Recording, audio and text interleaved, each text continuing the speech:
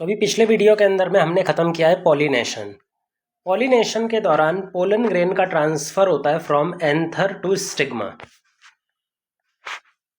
Anther से कहाँ पे पोलन ग्रेन ट्रांसफ़र होते हैं? स्टिग्मा के ऊपर।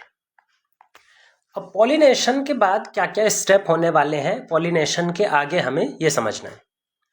पॉलिनेशन के बाद जब पोलन ग्रेन एक बार स्टिग्मा पर लैंड कर जाता है तो यहाँ पर एक केमिकल इंटरेक्शन ऑपरेट करता है between pistil and pollen grain. तो जो पोलन ग्रेन और पिस्टिल हैं, इन दोनों के बीच में केमिकल इंटरेक्शन होता है, केमिकल डायलॉग चलता है, और जिस केमिकल इंटरेक्शन की मदद से पोलन का आगे का फेट डिसाइड किया जाएगा, पोलन आगे चल करके क्या स्ट्रक्चर का फॉर्मेशन करेगा, वो इसी केमिकल इंटरेक्शन के थ्रू निकलेगा। तो यहाँ पे हमारे पास में आता है पोलन पिस्टिल इंटरेक्शन, एक chemical interaction between pollen grain और स्टिग्मा या फिर पिस्टिल। अब पोलन पिस्टिल इंटरेक्शन का सबसे पहला काम है सही पोलन ग्रेन को पहचानना। भाई पॉलिनेशन किसी भी एजेंट की मदद से हो, एक पिस्टिल पे 100% गारंटी के साथ सही पोलन ग्रेन आकर लैंड करे ये जरूरी नहीं है। जैसे मान लो यहाँ पर एक स्टिग्मा है मैंगो का, ये स्टिग्मा है मैंगो प्लांट का। अगर ये मैंगो प्लांट का स्टिग्मा है, पर नेचर में तो बहुत सारे पोलन ग्रेन घूम रहे हैं, नेचर में तो नीम का पोलन ग्रेन भी घूम रहा होगा, नेचर में तो कैस्टर का पोलन ग्रेन भी घूम रहा होगा, नेचर में तो दूसरे किसी मैंगो का पोलन ग्रेन भी घूम रहा होगा, पीपल का पोलन ग्रेन भी घूम रहा होगा। और चाहे कोई सा भी पॉलिनेटर इस्तेमाल करें, कभी भी 100% श्योरिटी के साथ में सही पोलन ग्रेन पिस्टिल पे आए, ये 100% श्योरिटी नहीं होती। इन चारों में से कोई सा भी यहाँ पे आकर के बैठ सकता है, यहाँ पे आकर लैंड तो कर ही सकता है, चांसेस तो होते ही हैं। पर इन चारों में से कौन सा ऐसा पोलन ग्रेन है जो सही टाइप का पोलन ग्रेन है, जो आगे चल के फर्टिलाइजेशन करवा सकता है इस पिस्टिल में, जो कि मैंगो का पिस्टिल है? तो क्या इस पिस्टिल में सिर्फ मैंगो स्पीसीज का पोलन ग्रेन पॉलिनेशन करवा सकता है? बिल्कुल। तो क्या नीम का पोलन ग्रेन यहाँ पर एक्सेप्ट किया जा सकता है? कभी भी एक्सेप्ट नहीं किया जाएगा। क्या कैस्टर का पोलन ग्रेन यहाँ पर एक्सेप्ट किया जा सकता है? कभी भी एक्सेप्ट नहीं किया जाएगा। क्या पीपल का पोलन ग्रेन यहाँ पर एक्सेप्ट किया जा सकता है? कभी भी नहीं किया जाएगा। लेकिन जो दूसरा मैंगो का पोलन ग्रेन है, जो सेम स्पीसीज का है, भाई इसका पोलन ग्रेन तो एक्सेप्ट होगा ही। तो ये हमारे पास में राइट पोलन ग्रेन है। इन चारों में से अगर मान लो हमारे पास ये चारों आकर के लैंड करते हैं, तो इन चारों में से जो बाकी तीन हैं, चाहे हम नीम की बात करें, कैस्टर की बात करें, पीपल की बात करें, इनको रिजेक्ट कर दिया जाएगा। और जो मैंगो का पोलन ग्रेन है उसको यहाँ पर एक्सेप्ट किया जाएगा। एक्सेप्ट का मतलब है कि उससे आगे चल करके पोलन ट्यूब बनवाई जाएगी, फर्टिलाइजेशन इसी मैंगो के पोलन ग्रेन से करवाया जाएगा। पर इसमें एक और टर्न आता है सेल्फ इनकम्पैटिबिलिटी का। ये तो हम बिल्कुल सही बोल रहे हैं कि भाई सेम स्पीसीज का पोलन ग्रेन जब किसी पिस्टिल पर लैंड करता है, स्टिग्मा पर लैंड करता है, तभी जाकर के पॉलिनेशन सक्सेसफुल होता है, तभी जाकर के पोलन ग्रेन एक्सेप्ट किया जाता है। पर आपको एक और चीज़ ध्यान रखनी है कि कुछ स्पीसीज ऐसी होती हैं जो सेल्फ इनकम्पैटिबिलिटी शो कर रही थी, जिसमें हमने आउट ब्रीडिंग डिवाइस के अंदर में ये एक मेथड पढ़ा था, सेल्फ इनकम्पैटिबिलिटी। अब सेल्फ इनकम्पैटिबिलिटी का मतलब क्या होता है कि अगर सेम जेनेटिक कॉम्पोजिशन का पोलन ग्रेन आकर के पिस्टिल पर बैठ जाए, तो ऐसा पोलन उस पिस्टिल पे कभी भी एक्सेप्ट नहीं किया जा सकता। सेल्फ इनकम्पैटिबिलिटी का मतलब होता है कि सेल्फ पोलन को रिजेक्ट कर दो, रिजेक्टेड। सेल्फ पॉलिनेशन यानी सेल्फ पोलन ग्रेन मतलब उस प्लांट के खुद के पोलन ग्रेन। जैसे मान लो यहाँ पे हमारे पास एक फ्लावर है बाइसेक्सुअल,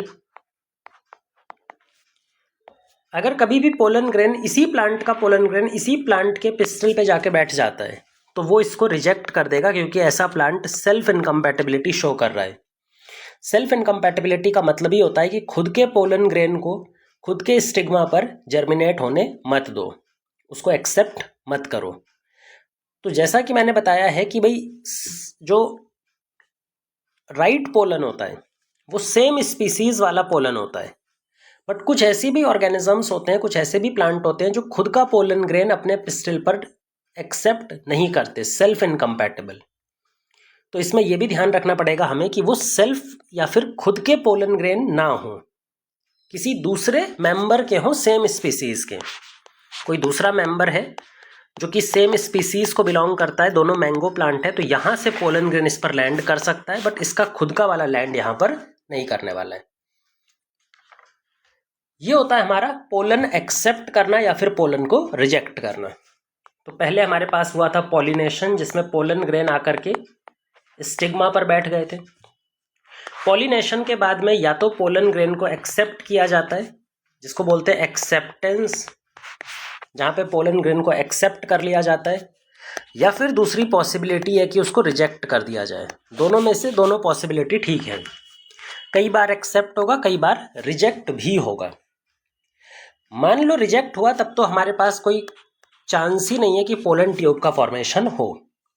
लेकिन अगर एक्सेप्ट हो जाता है तो उसके बाद क्या स्टेप आगे चलते हैं वो हमें समझना है। तो एक्सेप्ट होने के बाद क्या स्टेप आगे चलने वाले हैं वो हमें समझना होगा। यहां पर एक पिस्टल बना लेते हैं बड़ा सा। यहां पे हमारे पास एक पिस्टल है, ये बड़ा सा। पिस्टल के सबसे नीचे एक ओवरी है और इस ओवरी में लगा हुआ है ओव्यूल।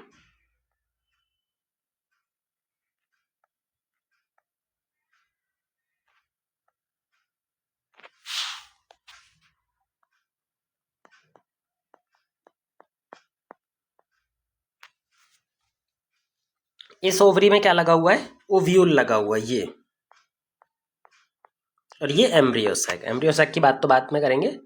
मान लेते हैं कुछ ये कंडीशन है, यहां पर कंपैटिबल पोलन ग्रेन आकर के लैंड कर गया। यहां पर क्या लैंड कर चुका है? Compatible pollen. किसी भी पोलन ग्रेन के ऊपर एक एक्साइन की कवरिंग होती है, एक्साइन की कोटिंग होती है, और ये प्रेजेंट है जर्म पोर, जहां पर एक्साइन एब्सेंट है। अगर इस पोलन ग्रेन को एक्सेप्ट किया गया है तो पोलन ग्रेन क्या करता है? फिर नेक्स्ट स्टेप होता है जर्मिनेशन। पोलन ग्रेन इस स्टिग्मा पर जर्मिनेट करता है। जर्मिनेट का मतलब क्या है? जैसे मान लो हमारे पास यहाँ पर एक बड़ा सा पोलन बना लेते हैं हम, और ये इसका एक्साइन लेयर है, जो टफ लेयर है, रिजिड, हार्ड रिजिड लेयर है। ये एक जर्म पोर है जहां से पोलन ट्यूब बाहर निकलने वाली है। दिस इज जर्म पोर। आपको एक और चीज ध्यान होगी कि ज्यादातर एंजियोस्पर्म में पोलन ग्रेन का पॉलिनेशन किस स्टेज में हुआ था? 2 सेल स्टेज में। तो ज़्यादातर कंडीशन में हमें 2 सेल दिखाई पड़ते हैं। एक बड़ा वाला सेल वेजिटेटिव सेल, जिसके पास बहुत सारा खाना पड़ा है, फूड रिजर्व है, और एक छोटा सा सेल स्पिंडल शेप, जिसको बोलते हैं जनरेटिव सेल। ये है जनरेटिव सेल, और ये बड़ा वाला जो सेल है दिस इज वेजिटेटिव सेल। दोनों की प्लॉइडी हैप्लॉइड है। ये जो वेजिटेटिव सेल है ये क्या करता है? अपने अंदर में वाटर को एब्जॉर्ब करता है, न्यूट्रिएंट्स को एब्जॉर्ब करता है। कहाँ से? पिस्टिल से। इसी पिस्टिल से ये न्यूट्रिएंट्स को एब्जॉर्ब करता है, वाटर को एब्जॉर्ब करता है। वाटर को एब्जॉर्ब करने के बाद ये एक पोलन जर्म पोर के थ्रू ऐसे बाहर निकलता है। कौन सा सेल? Vegetative cell. ये जो पोलन ट्यूब बनाने का काम करता है ये वेजिटेटिव सेल का काम होता है। और ये जो इलोंगेटेड पोर्शन जर्म पोर के थ्रू निकला हुआ है इसी को हम बोलते हैं pollen tube. Pollen tube. Pollen tube किसकी मदद से बनी है? वेजिटेटिव सेल की मदद से। वेजिटेटिव सेल के इलोंगेशन होने की मदद से। वेजिटेटिव सेल एक पोर से, जर्म पोर से इलोंगेट हो गया और इससे एक पोलन ट्यूब का फॉर्मेशन हो जाता है। जो वेजिटेटिव सेल का ये न्यूक्लियस था, ये वेजिटेटिव सेल का न्यूक्लियस पीछे पीछे आता है और इस पोलन ट्यूब के सबसे आगे आकर बैठ जाता है। ये जो वेजिटेटिव सेल का न्यूक्लियस था वो पोलन ट्यूब में सबसे आगे मूव करता है और सबसे आगे जाकर के टिप पर जाकर के बैठ जाता है। अब इसको हम ट्यूब न्यूक्लियस बुलाते हैं। और इसका काम होता है पोलन ट्यूब को सही जगह पर गाइड करना, पोलन ट्यूब के मूवमेंट को गाइड करना। जब पोलन ट्यूब नीचे की तरफ स्टाइल में मूव करेगी तो वो मूवमेंट गाइड करने का काम करता है ट्यूब सेल या फिर वेजिटेटिव न्यूक्लियस। ये जो ट्यूब न्यूक्लियस है, इस ट्यूब न्यूक्लियस के पीछे पीछे ये जनरेटिव सेल भी आ जाता है। ये जो ट्यूब न्यूक्लियस है इसके पीछे पीछे जो जनरेटिव सेल है वो भी मूव कर जाता है। तो इस तरह से कंप्लीट हो जाता है पोलन ट्यूब का जर्मिनेशन। और एक बार जब पोलन ट्यूब का जर्मिनेशन हो जाता है तो ऐसा पोलन ग्रेन अब कहलाएगा मैच्योर मेल गैमेटोफाइट। इसी को हम बोलते हैं मैच्योर मेल गैमेटोफाइट।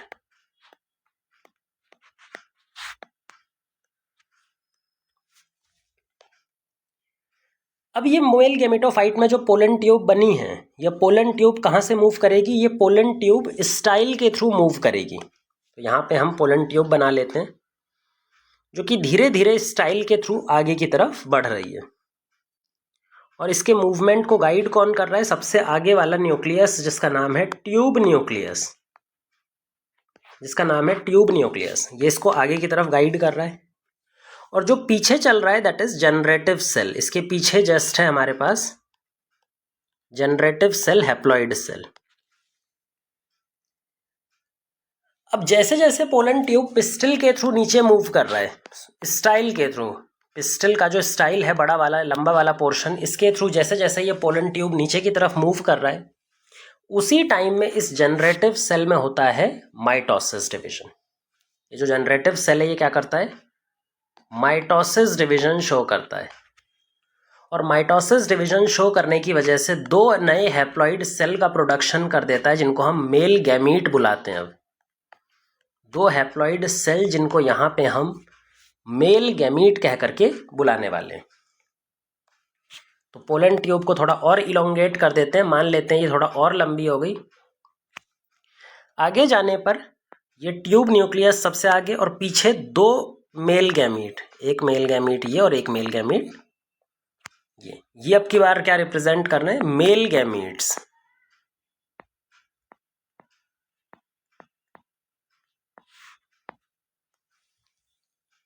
मतलब कि जो मेल गैमीट है वो दो मेल गैमीट्स का प्रोडक्शन यहां पर हो गया। अब ये पोलन ट्यूब आगे की तरफ बढ़ती जाएगी और कहां एंटर करने वाली है फाइनली? ये फाइनली एंटर करेगी ओव्यूल के अंदर। वो भी किस साइड से? जो ओव्यूल का ओपन साइड है जिसपे कोई कवरिंग दिखाई नहीं पड़ रही, जिसको हम बोलते हैं माइक्रोपाइलर साइड। तो ये जो ओव्यूल की माइक्रोपाइलर साइड है,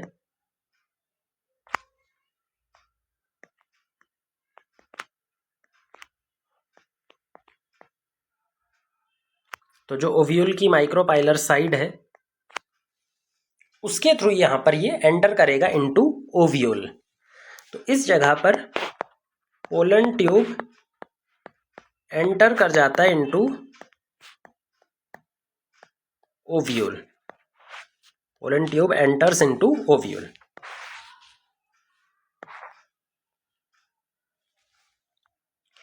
इस पूरे इंटरेक्शन को, जहां पर पॉलिनेशन के बाद जितनी भी चीजें हुई हैं, जहां पे पोलन ग्रेन का पहले एक्सेप्टेंस हुआ है या फिर रिजेक्शन हुआ है, एक्सेप्टेंस और रिजेक्शन कंप्लीट होने के बाद पोलन ट्यूब का फॉर्मेशन होता है। पोलन ट्यूब धीरे धीरे मूव करती है और ओव्यूल के अंदर एंटर करने वाली है। ओव्यूल में भी नॉर्मली ये पोलन ट्यूब जो है, ओव्यूल के जो ओपनिंग पार्ट है जहां पर कोई भी कवरिंग या फिर इंटीग्यूमेंट प्रेजेंट नहीं है, जिसको हम माइक्रोपाइलर एंड बोलते हैं, वहां से एंटर करना स्टार्ट करती है। इस पूरे प्रोसेस को बोलते हैं पोलन पिस्टल इंटरेक्शन, क्योंकि ये हर एक स्टेप में, चाहे ये जितना भी स्टेप चल रहा है, हर एक स्टेप कंट्रोल होता है पोलन ग्रेन के केमिकल जब पिस्टिल के केमिकल के साथ में आपसी इंटरेक्शन करते हैं, कोऑर्डिनेशन करते हैं, तो लगातार पोलन ग्रेन्स के केमिकल और जो पिस्टिल के केमिकल्स हैं वो आपस में एक कोऑर्डिनेशन कंट्रोल कर रहे होते हैं, और उसी कंट्रोल की मदद से पोलन ट्यूब का फॉर्मेशन, पोलन ट्यूब का मूवमेंट सही जगह पर जाकर हो रहा होता है। और इस पूरे को मिलाकर के हम बोलते हैं पोलन पिस्टिल इंटरेक्शन। तो हमारे टॉपिक का भी यही नाम था, पोलन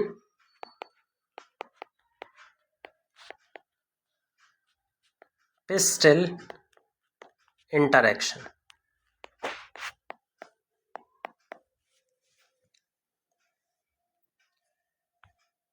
अब पोलन पिस्टिल इंटरेक्शन होने के बाद चलने हैं हमें फर्टिलाइजेशन की। एक्चुअल में मेल गैमीट और फीमेल गैमीट्स के बीच में जो एक्चुअल फ्यूजन होता है, फ्यूजन होने के बाद में जो जाइगोट बनता है वो कैसे होने वाला है। तो अब हमें तो उस लेवल पर बात करनी है कि भाई जो गैमीट्स का फ्यूजन है, जो कि सेक्सुअल रिप्रोडक्शन में सबसे इम्पॉर्टेंट स्टेप है, फर्टिलाइजेशन।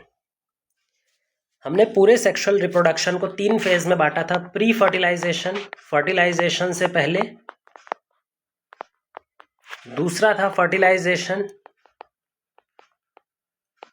जहां पे फ्यूजन ऑफ गैमीट होता है, और तीसरा होता है पोस्ट फर्टिलाइजेशन जो कि फर्टिलाइजेशन के बाद चलने वाला है। तो 3 स्टेप में fertilization, pre fertilization and post fertilization, इन 3 स्टेप में ये चीज़ परफॉर्म होने वाली है। प्री फर्टिलाइजेशन के सारे स्टेप हमने देख ही लिए हैं। अब हमें बात करनी है फर्टिलाइजेशन स्टेप की, फर्टिलाइजेशन कैसे परफॉर्म होने वाला है।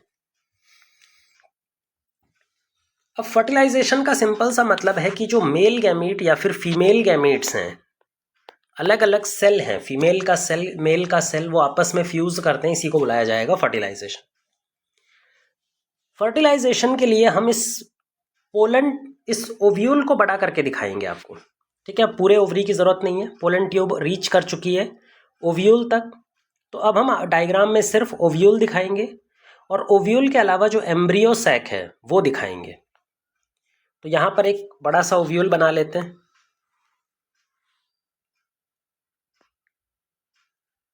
तो अब हमें यहाँ पे एम्ब्रियो सैक बना लिया, यहाँ पर एंटर करने वाला है पोलन ट्यूब। ये पोलन ट्यूब यहाँ पे एंटर कर रहा है। सबसे आगे प्रेजेंट है अभी ट्यूब न्यूक्लियस, जो सबसे आगे प्रेजेंट है, this is tube nucleus.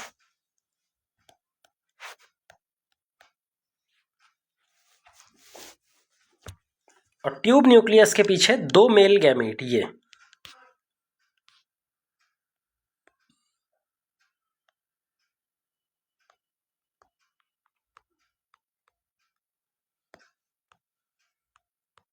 Total 2 male gametes ये मूव कर रहे होते हैं। अब इस पोलन ट्यूब को ओव्यूल में एंटर करने के बाद अब कहाँ एंटर करना है, दूसरा स्टेज है एम्ब्रियो सैक में एंटर करना। दूसरा स्टेज है कि ये एम्ब्रियो सैक में एंटर करे। सो अब हमें यहाँ पर एम्ब्रियो सैक बनाना है बड़ा सा, और पोलन ट्यूब कैसे एम्ब्रियो सैक में एंटर करती है वो समझना है। तो यहाँ पे हम एक एम्ब्रियो सैक बना लेते हैं, इसको थोड़ा इलोंगेट करके बनाएंगे, बड़ा करके बनाएंगे। ये सिर्फ एम्ब्रियो सैक है। एम्ब्रियो सैक का ये वाला पोर्शन है चलाजा पोर्शन, जहाँ पे 3 सेल लोकेटेड हैं, एंटीपोडल्स।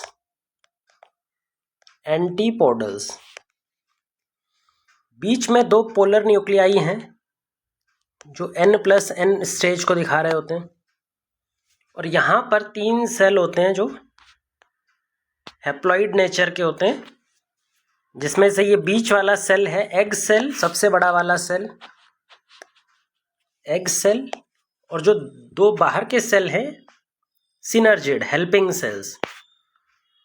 इन सिनर्जिड के पास में कुछ फोल्डिंग्स प्रेजेंट होती हैं, जो पीले कलर की हमने इन फोल्डिंग्स बनाई हैं, थिकनिंग प्रेजेंट होती हैं। यहाँ पर इनकी सेल वॉल थोड़ी सी मोटी होती है, और इन थिकनिंग्स को क्या बुलाया जाता है, जो येलो कलर से हमने ड्रॉ किया है, these are called as filiform apparatus। These are filiform apparatus।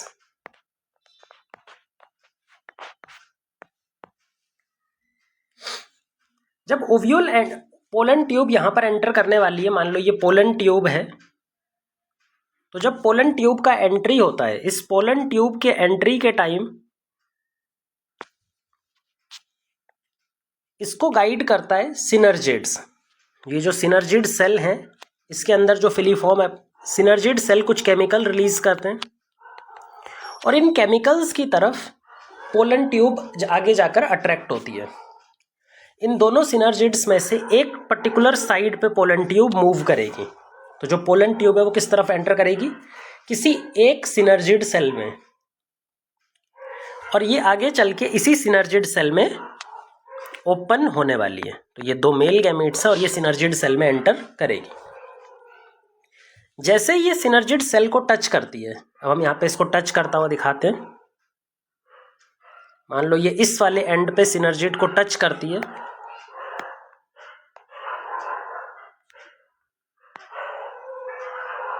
जैसे ये सिनर्जिड को टच करती है, अब हमारे पास जो पोलन ट्यूब न्यूक्लियस था उसका काम खत्म हो जाता है और ट्यूब न्यूक्लियस रीजनरेट हो जाता है। ट्यूब न्यूक्लियस का काम यहाँ पे खत्म हो गया। इस वजह से ट्यूब न्यूक्लियस इस टाइम पर डीजनरेट हो जाता है, खत्म हो जाता है, डिसॉल्व हो जाता है। अब सिर्फ और सिर्फ यहाँ पर मेल गैमीट्स बचे हैं। जैसे ही पोलन ट्यूब एम्ब्रियो सैक में एंटर करने लगती है, दो और काम होते हैं। ये जो सिनर्जिड्स हैं ये डिग्रेड होना स्टार्ट हो जाते हैं, ये भी डिसॉल्व होना, खत्म होना स्टार्ट हो जाते हैं। ये जो सिनर्जिड्स हैं दे स्टार्ट टू डीजनरेट।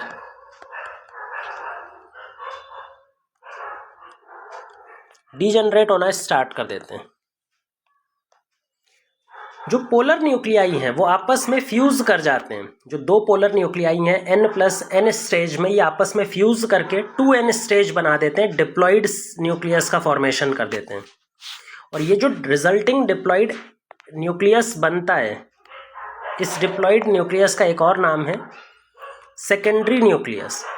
तो दोनों पोलर न्यूक्लियाई फ्यूज करके एक सेकेंडरी डिप्लॉइड न्यूक्लियस का फॉर्मेशन कर देते हैं। जैसे ही पोलन ट्यूब एम्ब्रियो सैक को टच करती है, ये एंटीपोडल्स है, ये भी डीजनरेट करना स्टार्ट कर जाते हैं क्योंकि इनका अब आगे कोई काम नहीं है, तो ये भी स्टार्ट टू डीजनरेट। तो जैसे ही पोलन ट्यूब ने एम्ब्रियो सैक को टच किया, तीन काम हो रहे हैं। एंटीपोडल्स डीजनरेट करना स्टार्ट कर दिए।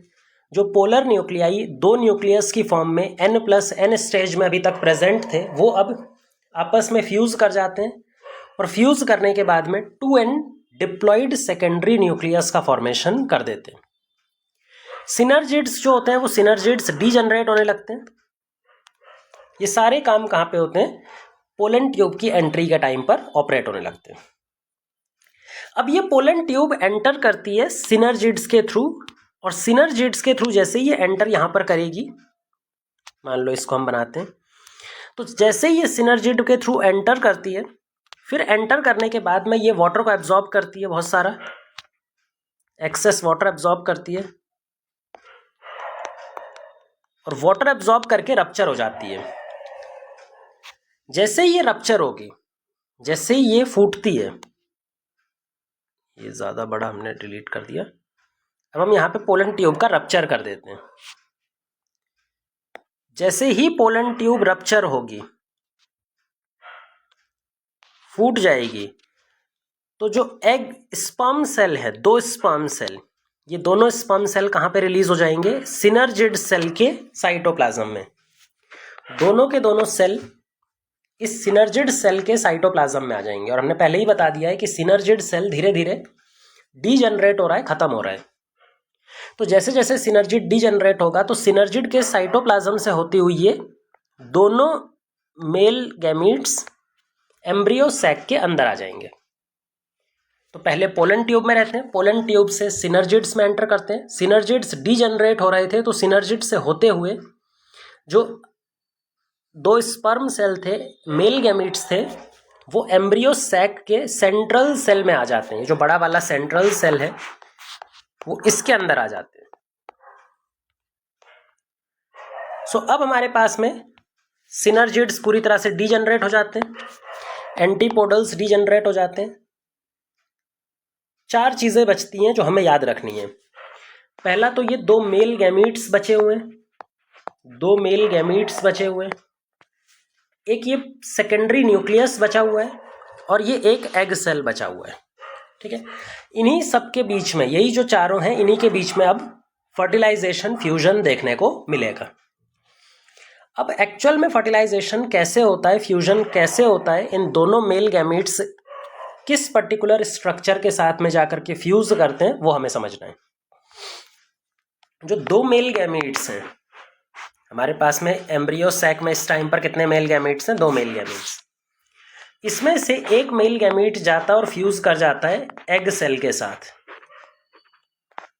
अब मेल गैमीट भी हैप्लॉइड है, फीमेल गैमीट एग सेल भी हैप्लॉइड है, दोनों फ्यूज करके एक डिप्लॉइड जाइगोट का फॉर्मेशन कर देते हैं। दोनों फ्यूज करके, आपस में फ्यूज करके एक डिप्लॉइड जाइगोट का फॉर्मेशन कर देते हैं। इसमें हमारा एक स्पर्म सेल और स्पर्म सेल फ्यूज कर जाता है इस एग सेल के साथ में, और ये फर्टिलाइजेशन कहलाता है सिनगैमी। इसको बोलते हैं सिनगैमी। सिनगैमी मतलब मेल और फीमेल गैमीट्स का फर्टिलाइजेशन। सिनगैमी से जाइगोट का प्रोडक्शन होता है, डिप्लॉइड सेल का प्रोडक्शन होता है। लेकिन अभी एक मेल गैमीट बचा हुआ है। हमने बोला था कि हमारे सेंट्रल सेल में टोटल दो मेल गैमीट्स थे। एक का तो काम हमने समझ लिया, एक का काम है फीमेल गैमीट एग के साथ में फर्टिलाइज करके जाइगोट बनाना। लेकिन जो दूसरा स्पर्म है, दूसरा मेल गैमीट है, उसका क्या होगा? तो जो सेकंड मेल गैमीट है, एक और मेल गैमीट हमारे पास में, वो फ्यूज करता है जाकर इस सेकेंडरी न्यूक्लियस से। जो सेकेंडरी डिप्लॉइड न्यूक्लियस है, जो पोलर न्यूक्लियाई, दो पोलर न्यूक्लियाई के आपस में फ्यूज होने से बना है, इन सेकेंडरी न्यूक्लियस से फ्यूज करता है दूसरा मेल गैमीट। तो जब एक मेल गैमीट और एक सेकेंडरी न्यूक्लियस जो कि डिप्लॉइड है और मेल गैमीट कैसा है? हैप्लॉइड, ये आपस में फ्यूज करते हैं, तो इनके फ्यूज होने पर हमें जो कंडीशन मिलेगी वो ट्रिप्लॉइड कंडीशन मिलेगी। दो जीनोम सेट यहाँ से मिलेंगे, 2n हमको सेकेंडरी न्यूक्लियस से मिलेगा, और एक हैप्लॉइड जीनोम सेट हमें मेल गैमीट से मिलेगा, और दोनों मिल करके एक ट्रिप्लॉइड स्ट्रक्चर का फॉर्मेशन करेंगे, जिसको बोलते हैं प्राइमरी एंडोस्पर्म न्यूक्लियस। तो जब एक बार फर्टिलाइजेशन हो जाएगा तो ये जो न्यूक्लियस होगा, ये न्यूक्लियस फिर क्या कहलाने लगेगा? Primary endosperm nucleus. और primary endosperm nucleus total 3n ploidy का दिखाई पड़ेगा। अच्छा, एक बार ये होता है हमारा ट्रिपल फर्टिलाइजेशन। अब यहाँ पे अगर ध्यान दें तो क्या दो मेल फीमेल न्यूक्लियस फ्यूज कर रही हैं? दो पोलर फीमेल न्यूक्लियस थे। Prior to pollen tube entry के पहले एम्ब्रियो सैक के सेंट्रल सेल में दो पोलर न्यूक्लियाई थे जो कि फीमेल पार्ट को रिप्रेजेंट कर रहे थे। जैसे ही पोलन ट्यूब एंटर करती है तो दोनों के दोनों आपस में फ्यूज कर जाते हैं। फिर उस पूरे से क्या फ्यूज होता है? एक मेल गैमीट फ्यूज होता है। तो क्या यहाँ पे 3 न्यूक्लियस का फ्यूजन हो रहा है? भाई 3 अलग अलग न्यूक्लियस का फ्यूजन हो रहा है। पोलर न्यूक्लियाई और पोलर न्यूक्लियाई के फ्यूज होने के बाद इसी में मेल गैमीट फ्यूज हो जाता है। तो ये कंडीशन बन जाती है 3n। क्योंकि यहाँ पर 3 न्यूक्लियाई फ्यूज हो रहे हैं, इसको बोलते हैं ट्रिपल फ्यूजन या ट्रिपल फर्टिलाइजेशन। अब कितने टाइप का फर्टिलाइजेशन देखने को मिल रहा है? एक फर्टिलाइजेशन, एक फ्यूजन है हमारा सिनगैमी। तो एक फर्टिलाइजेशन तो ये हो गया सिनगैमी, और दूसरा फर्टिलाइजेशन हो गया ट्रिपल फ्यूजन, ट्रिपल फर्टिलाइजेशन, जहां पर पोलर न्यूक्लियाई और मेल गैमीट आपस में फ्यूज कर रहे हैं। क्योंकि एम्ब्रियो सैक में एक साथ दो तरह के फर्टिलाइजेशन काम कर रहे हैं, एक तो ट्रिपल फ्यूजन काम कर रहा है और एक सिनगैमी फर्टिलाइजेशन काम कर रहा है। क्योंकि दोनों एक साथ में चलते हैं, इसीलिए हम एम्ब्रियो सैक में फर्टिलाइजेशन को डबल फर्टिलाइजेशन बोलते हैं। जो एंजियोस्पर्म में फर्टिलाइजेशन होता है वो कौन सी कंडीशन शो करता है? Double fertilisation. डबल फर्टिलाइजेशन यानी कि दो अलग अलग जगह पे फ्यूजन होता है और उनसे दो डिफरेंट टाइप के स्ट्रक्चर बनते हैं। पहला है सिनगैमी जिसका रिजल्ट है जाइगोट, और दूसरा है ट्रिपल फर्टिलाइजेशन, ट्रिपल फ्यूजन, जिसका रिजल्ट है प्राइमरी एंडोस्पर्म न्यूक्लियस। ये जो बीच में आफ्टर ट्रिपल फ्यूजन बनेगा इसको बोलेंगे प्राइमरी एंडोस्पर्म न्यूक्लियस। ये जो प्राइमरी एंडोस्पर्म न्यूक्लियस है ये किस सेल का न्यूक्लियस रिप्रेजेंट कर रहा है? इस बड़े वाले सेल का, सेंट्रल सेल का। ये जो न्यूक्लियस है ये किसका न्यूक्लियस होता है? किसके साइटोप्लाज्म में पाया जाता है? तो जो बड़ा सा सबसे बड़ा वाला सेल जो एम्ब्रियो सैक में होता है, सेंट्रल सेल, उसके साइटोप्लाज्म में पाया जाता है। तो ये जो हमारे पास में बड़ा सा सेल है इसी को हम बुलाएंगे प्राइमरी एंडोस्पर्म सेल। इसके न्यूक्लियस को बुलाते हैं प्राइमरी एंडोस्पर्म न्यूक्लियस और इस सेल को बुलाते हैं प्राइमरी एंडोस्पर्म सेल।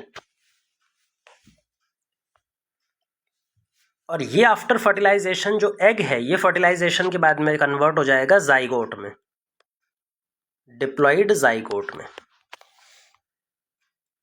तो ये हमने डबल फर्टिलाइजेशन, जो कि एक इम्पॉर्टेंट फीचर है किसी भी फ्लावरिंग प्लांट का, डबल फर्टिलाइजेशन वाला प्रोसेस हमें सिर्फ और सिर्फ फ्लावरिंग प्लांट्स में दिखाई पड़ता है, एंजियोस्पर्म्स में दिखाई पड़ता है।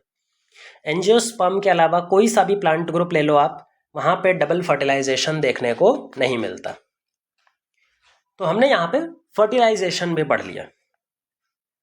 जब स्टार्ट किया था सेक्सुअल रिप्रोडक्शन तो हमने पूरे चैप्टर को 3 फेज में बांटा था, pre fertilization, fertilization and post fertilisation.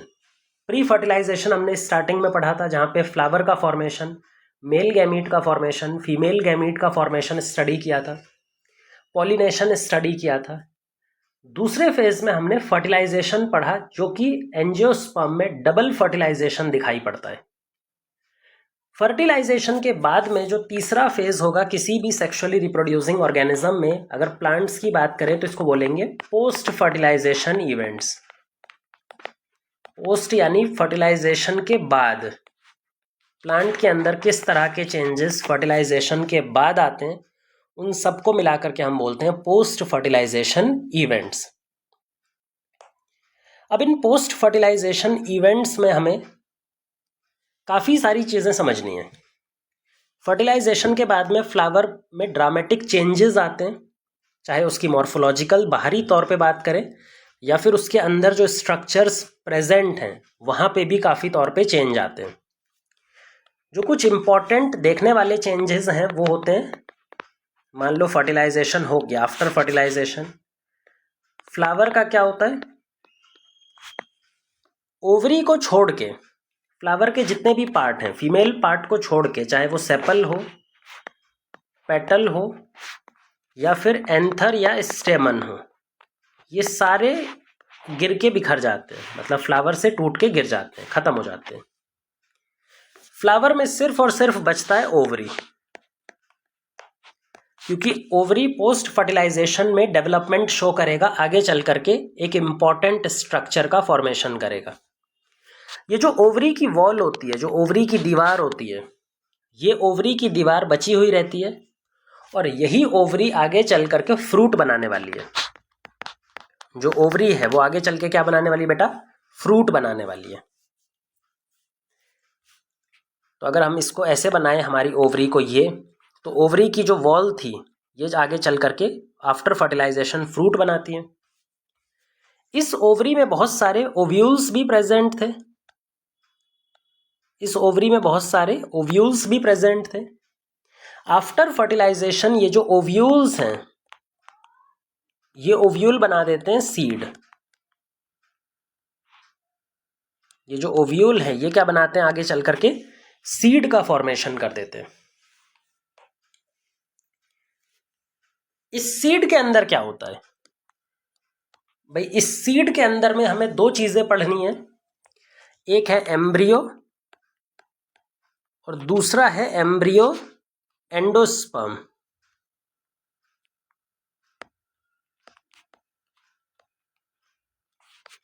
इसके अंदर में एक चीज होती है एम्ब्रियो और एक चीज होती है एंडोस्पर्म। किसके अंदर? ओव्यूल के अंदर। अब ये जो एम्ब्रियो और एंडोस्पर्म का फॉर्मेशन हो रहा है ये डबल फर्टिलाइजेशन के प्रोडक्ट से ही आगे चल के डेवलप होते हैं। डबल फर्टिलाइजेशन के बाद हमें 2 प्रोडक्ट्स मिले थे ओव्यूल के अंदर या एम्ब्रियो सैक के अंदर। तो अगर हम डबल फर्टिलाइजेशन की बात करें तो उसके बाद हमें 2 तरह के प्रोडक्ट मिले थे। एक था जाइगोट जो कि सिनगैमी से प्रोड्यूस हुआ था, डिप्लॉइड जाइगोट, ये आगे चलकर एम्ब्रियो बनाएगा। और दूसरा हमको मिला था primary endosperm cell, triploid cell, ये आगे डेवलप होकर के एंडोस्पर्म बनाएगा। जब ये फर्टिलाइजेशन होने के बाद में एम्ब्रियो और एंडोस्पर्म में डेवलप होते हैं तो हमारे ओव्यूल को सिग्नल जाता है और ओव्यूल को सिग्नल के थ्रू किस में कन्वर्ट हो जाता है, सीड में। जब सीड में ओव्यूल कन्वर्ट हो रहा होता है तो उसी टाइम पर एक और केमिकल सिग्नल जाता है जो फ्लावर को कन्वर्ट कर देता है ओवरी में। तो बेसिकली ये नीचे से ऊपर की तरफ बढ़ता है। सबसे पहले जाइगोट और एंडोस्पर्म का प्रोडक्शन होगा, उनका प्रोडक्शन ओव्यूल को ट्रिगर करेगा और ओव्यूल किसका प्रोडक्शन करेगा, सीड का प्रोडक्शन करेगा। जिस टाइम पर ओव्यूल सीड का प्रोडक्शन कर रहा था उसी टाइम पर सिग्नल जाएगा ओवरी की वॉल तक, ओवरी तक, और ओवरी कन्वर्ट हो जाएगी फ्रूट में।